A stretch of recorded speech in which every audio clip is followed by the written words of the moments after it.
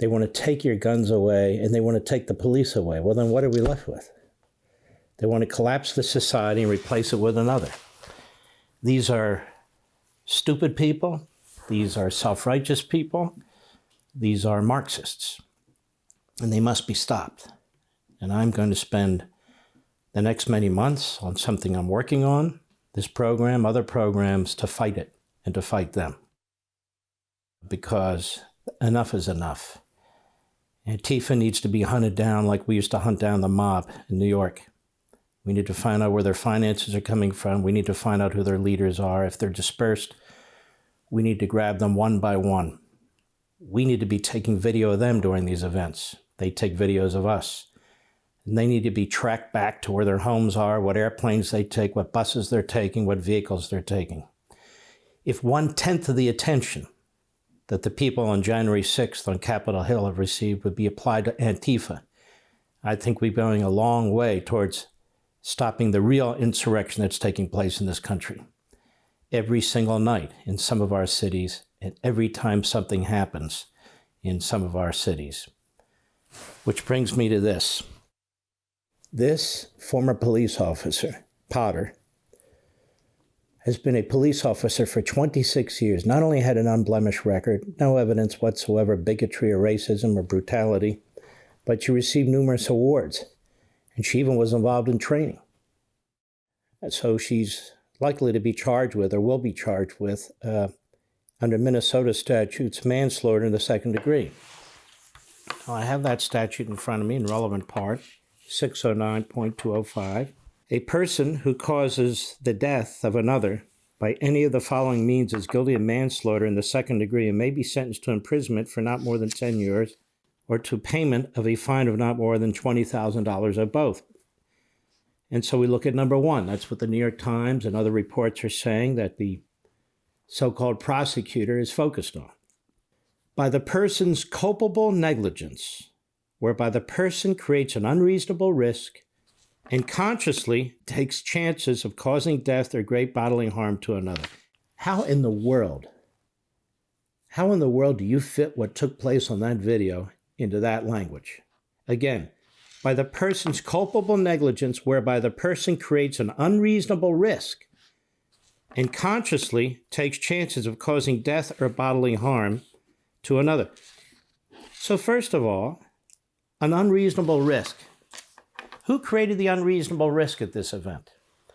And as you'll soon hear, we know a lot more now about Mr. Wright, and I will get to that in a moment. But who created the unreasonable risk? All it was a traffic stop because a license had expired. The cops are allowed to stop cars if the license expired, because that means you're driving illegally. Otherwise, none of us would pay for a new license, now would we? And so that is the privilege of the town or the state that you have to drive if you have an up-to-date license, among other things. Okay, he didn't. They stopped him. They had him get out of the car. Officer Potter hollered that he had a warrant for his arrest. What was the warrant for? We're going to get to that in a moment, but among other things, he was in the possession of and used an unregistered pistol, an unregistered weapon. Didn't Joe Biden come out the other day and say that's a loophole that we need to enforce? How does he think you enforce a loophole or enforce a law of any kind that makes illegal the possession of an unregistered weapon? Well, law enforcement has to stop you and remove it from you, or stop you and find out what happened. In his case, Mr. Wright not only had an unregistered weapon at the time that he was charged, he had a court date where he was supposed to show up, and he didn't. So he was on the run. He had an active warrant for his arrest. He was on the run and had possession of, at one point, an unregistered gun. And what he did with that unregistered gun a few months back was also horrific, which I'll get to in a moment. But this is really appalling. This is the statute by the person's culpable negligence, whereby the person creates an unreasonable risk. This officer didn't create an unreasonable risk. The person who was apprehended, Mr. Wright, he created the unreasonable risk. The police officer is handcuffing him. Then he breaks away to get into the car, and he's getting into the car. They have no idea if he has that unregistered weapon or not. They have no idea what he's doing, but he's resisting arrest. And there's a warrant out for his arrest. And so they can't let him just drive off. And so takes chances of causing death or great bodily harm to another. Officer Potter didn't just take a chance to harm somebody or create bodily harm to another. Her job as a police officer is to help apprehend that man.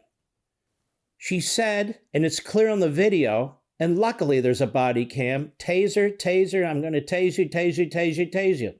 And she pulls the wrong weapon. Now, I've heard it said, well, she should have pulled it from the other hip. It could be a different color and all the rest. Well, in the middle of a confrontation, maybe you're not thinking about which part of the hip you should be grabbing, the right side or the left side. But it doesn't matter. It was an accident. Clearly was an accident. You could hear what she said afterwards. O.S., I shot him. And you can see or hear in her voice how distraught she was. And the other cops were kind of roaming around, uh-oh. And she wasn't the only cop there. There were two others. One of them was an African-American. So this had nothing to do with race. It had nothing to do with creating a situation. She wasn't consciously taking a chance. She was consciously doing her job. So this just shows you how completely out of control it has gotten with these elected local prosecutors. They're scared to death, or they're preening to the mob. But the mob has taken over the courtroom in many of these places. Maybe not physically, but certainly psychologically with the people who work there. So manslaughter in the second degree in Minnesota under their statute, 609.205, doesn't apply to this case. Now, I and our crew here just looked at the New York Times write-up of this, right, guys? It was completely misleading. Anybody who reads it is completely deceived. Because those key elements, and all the elements must be met, unreasonable risk and consciously takes chances of causing death, were spun, were twisted. And that's what they're going to do. They would literally put this woman in prison for what took place? No. Mr. Wright should have been in prison for what he did to another human being and because he was dangerous. For more, sign up for Levin TV.